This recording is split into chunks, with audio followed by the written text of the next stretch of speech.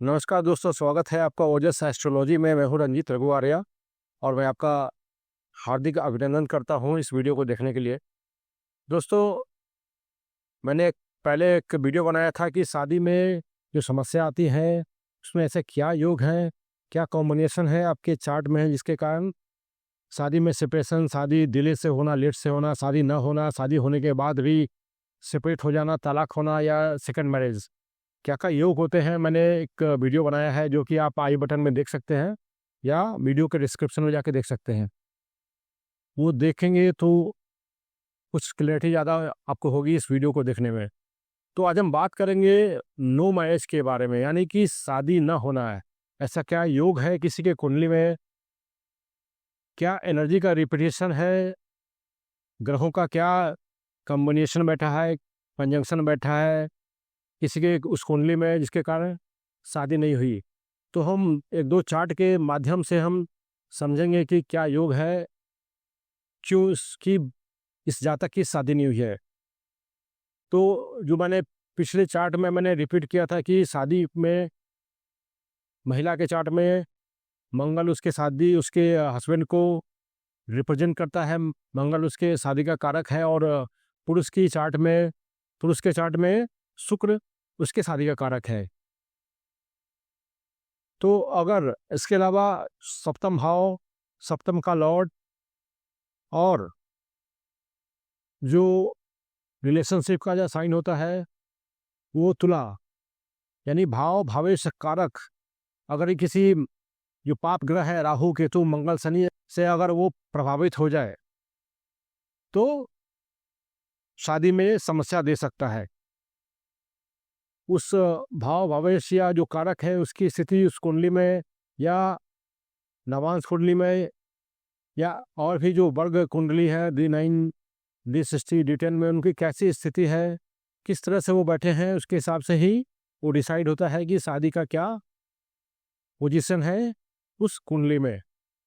तो चलिए हम उस चार्ट को देखते हैं कि इस चार्ट में शादी न होने का क्या कारण है, यानी नो मैरिज का क्या योग है। ये एक तो फीमेल की चार्ट है और इनका जो लग्नेश है वो जुपिटर है, यानी ये धनु राशि है इनके लगन में। और उनका जो लॉर्ड है धनु राशि का वो अपने से अष्टम में कैंसर राशि में वही बकरी बैठा है। तो लग्नेश का अपने से 6 8 12 में जाना ठीक नहीं होता है और वो भी रेट्रो हो जाना है। इसके अलावा जो उनका जो सप्तम भाव में जो राशि है वो जेमिनी है और उसका जो स्वामी है मर्सरीज, वो अपने से छठे में बैठा है 12th हाउस में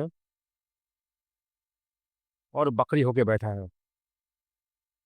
अब यहाँ पे सप्तम भाव के बारे में यहाँ पे आप देखिएगा, ये सप्तम भाव पहला तो अपने से अष्टम में गया,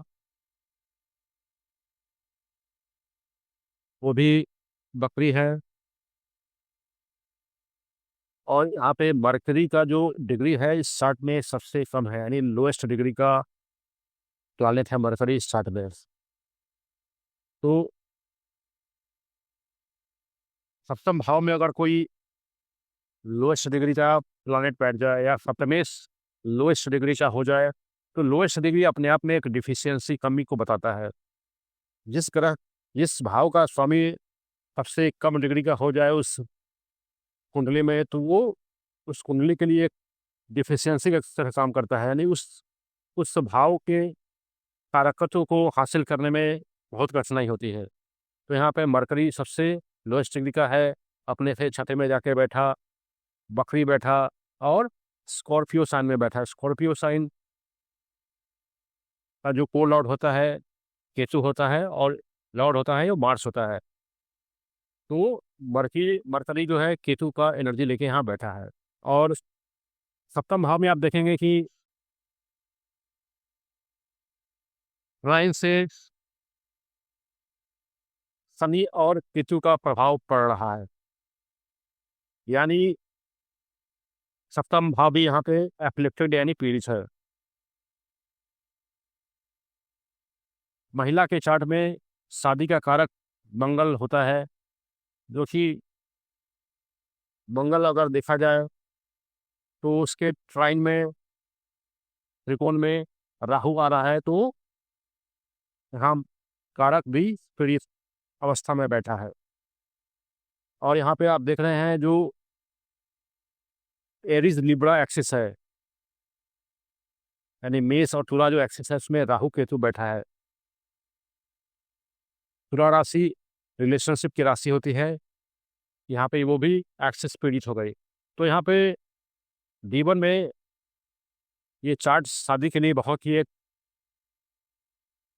बहुत ज़्यादा प्रॉब्लम इसमें शो हो रही है। जैसे कि यहाँ पे सप्तम भाव पीड़ित है, इसका भावेश मरकरी पीड़ित है, और शादी का कारक मंगल वो भी पीड़ित है।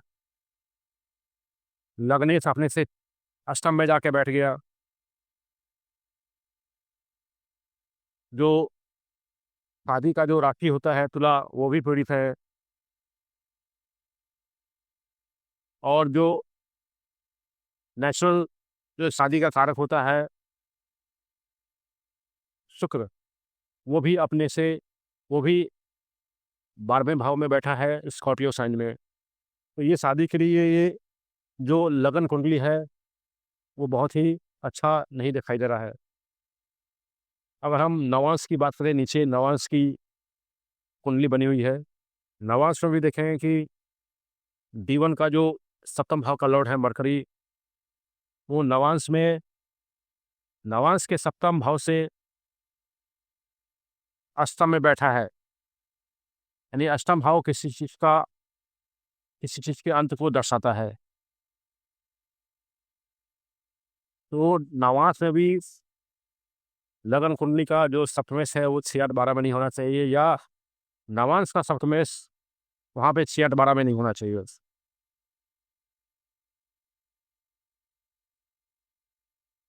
अगर नवांश में अगर हम प्रथम और सप्तम भाव को देखें तो वो भी पीड़ित है मंगल और शनि से।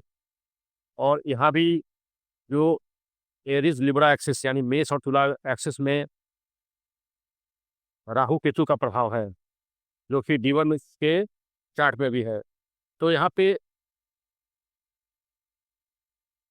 शादी का जो कारक है भाव है, भावेश है,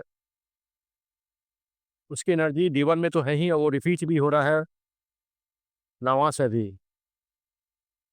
और इसी तरह की जो मैलेफिक जो प्रभाव है, पीड़ित प्रभाव D10 और D60 में भी एनर्जी बनी हुई है।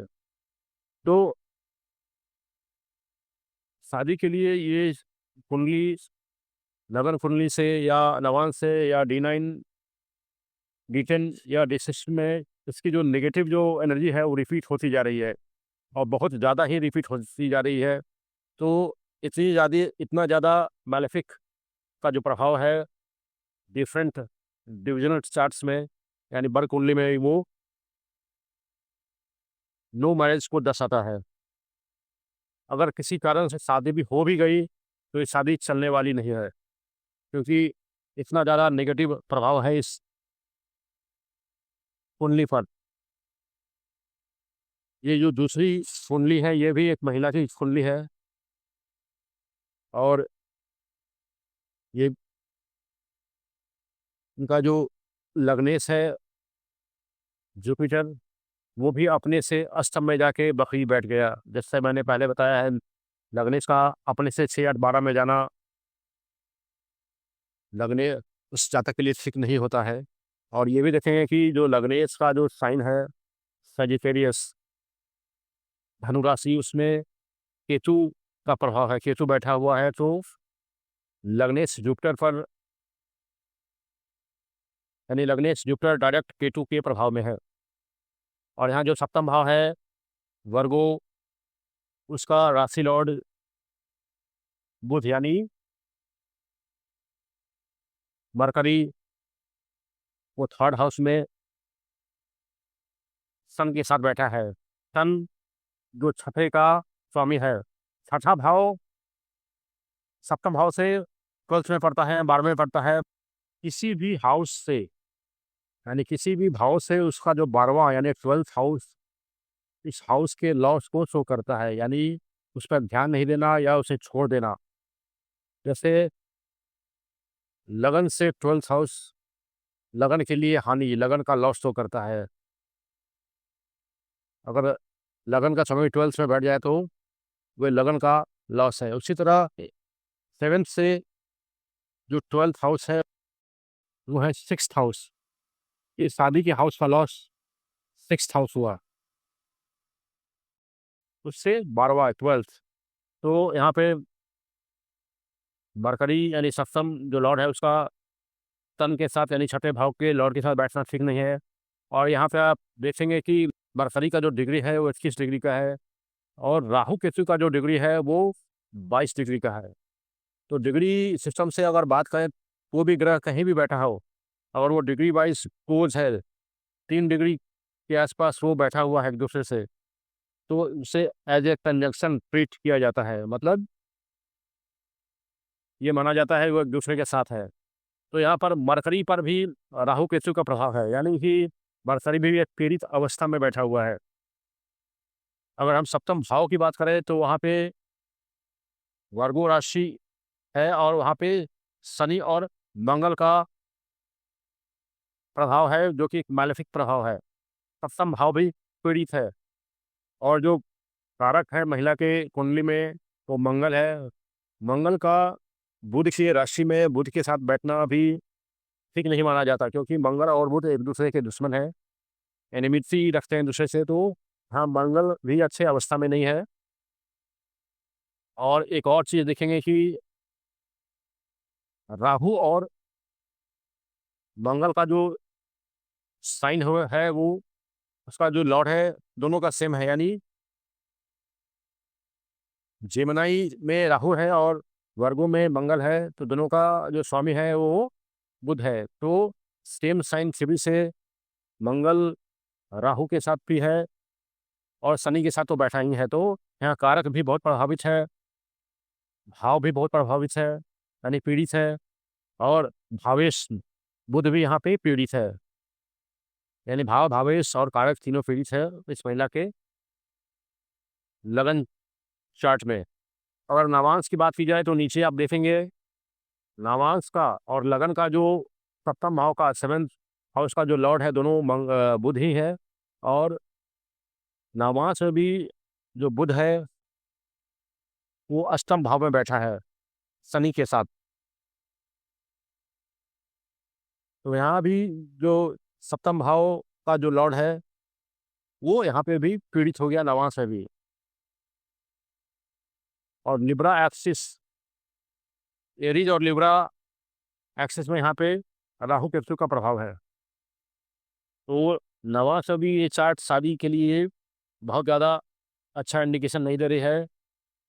एनर्जी का रिपीटिशन और मैलेफिक प्रभाव बहुत ज़्यादा बढ़ता जा रहा है नवांश में लगन से। और इसके D9, इसके D60 और D10 में भी इस तरह के योग बने हुए हैं और इनका जो पीड़ित प्रभाव है वो बढ़ता ही जा रहा है अलग अलग डिविजनल चार्ट्स में, जो कि ये चार्ट नो मैरिज की तरफ इशारा दे रहा है। सबसे इम्पोर्टेंट एक और बात है, अगर आप किसी की कुंडली देखें, अगर उस कुंडली में मंगल राहु केतु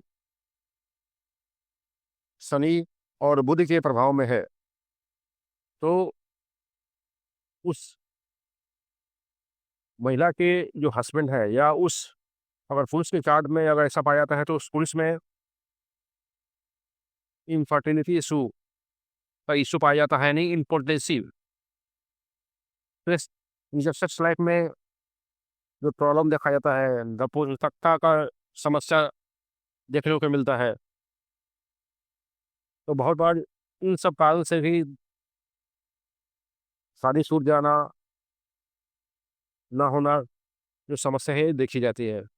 इस कुंडली में अगर आप देखेंगे कि मंगल है वो बुध के साइन में बैठा है और उसके त्रिकोण में बुध का प्रभाव है और मंगल शनि के साथ बैठा है। शनि किसी चीज़ के डिफिशियंसी को शो करता है। और सेम साइन थ्री से यहाँ पे मंगल पे राहु का भी प्रभाव आ रहा है। तो दोस्तों आशा करता हूँ कि दोनों चार्ट जो मैंने बताया है, दिखलाया है, इससे आप समझ सकते हैं कि जिन लोगों की शादी नहीं हुई है, या ऐसा भी होता है अगर इनकी शादी हो भी जाती है तो ये चलने वाली नहीं है, इस तरह का जो खराब योग बना है, एनर्जी रिपीट हो रही है अलग अलग डिविजनल चार्ट्स में, और बहुत ज़्यादा बुरे प्रभाव में है ये चार्ट शादी के लिए। क्योंकि एक दो योगों को देख के आप ये नहीं समझना चाहिए कि ये शादी नहीं होगी या शादी के बाद समस्या आ सकती है, क्योंकि छोटे मोटे जो जो मैलेफिक पीड़ित जो प्रभाव है हर व्यक्ति की कुंडली में पाया जाता है। तो वो जो मैलेफिक प्रभाव है कितना इंटेंस होता जा रहा है, कितना ज़्यादा है चार्ट्स में, उसे कुशल ज्योतिषी बता सकता है। जैसे कि कोई डॉक्टर ही बता पाएगा कि शरीर में कितना ज़्यादा समस्या है। तो दोस्तों आशा करता हूँ ये वीडियो आपको पसंद आया होगा। तो दोस्तों आशा करता हूँ इन योगों को आपने अच्छी तरह समझा होगा कि क्यों उस दोनों चार्ट में नो मैरिज का योग बन गया, क्यों इस जो महिला की शादी नहीं हुई। अगर आपके आसपास आपके परिवार में किसी की शादी नहीं हो रही है तो इस तरह के कॉम्बिनेशन को आप चेक कर सकते हैं। मगर ये इसके अलावा बहुत सारा और भी जो योग है उनको भी देखना पड़ता है कि शादी क्यों नहीं हो रही है। ये योग बताया मैंने, यहीं तक की लिमिट नहीं है, आगे भी बहुत सारे कॉम्बिनेशन है जिसको देखना पड़ता है, जो कि एक ज्योतिषी ही बता सकता है। मगर कुछ इनसाइट्स आपको इन तरह से जो कॉम्बिनेशन है इससे आपको पता चल सकता है। तो आशा करता हूँ ये वीडियो आपको पसंद आया होगा। अगर ये वीडियो पसंद आए तो इस वीडियो को लाइक करें, शेयर करें और इस चैनल को सब्सक्राइब करें ऐसे महत्वपूर्ण बातों को समझने के लिए। धन्यवाद।